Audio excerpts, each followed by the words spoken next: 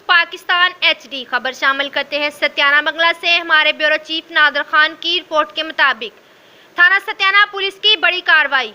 इत्तला के मुताबिक थाना सत्याना के SHO अब्दुल जब्बार ASI ताहर बशीर के हमरा बरवकत कार्रवाई करते हुए बदनाम जमाना एक मंशियात फरोश गिरफ्तार कर लिया गया।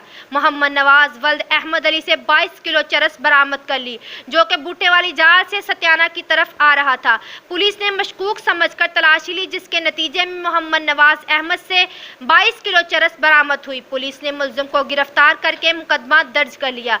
मुलजिम जो कि चरस फरोख्त करने के लिए सब्ज मंडी सदात लेकर जा रहा था। इस मौका पर SHO अब्दुल जब्बार ने सहाफियों से गुफ्तगू करते हुए कहा कि हमारा मिशन मंशियात का खात्मा करना है ताकि आने वाली नस्लें इस नशे से बच सकें। कैमरामैन मोहम्मद जमील के साथ ब्यूरो चीफ नादर खान। मज़ीद खबरों के लिए देखते रहिए City 11 न्यूज़ पाकिस्तान HD।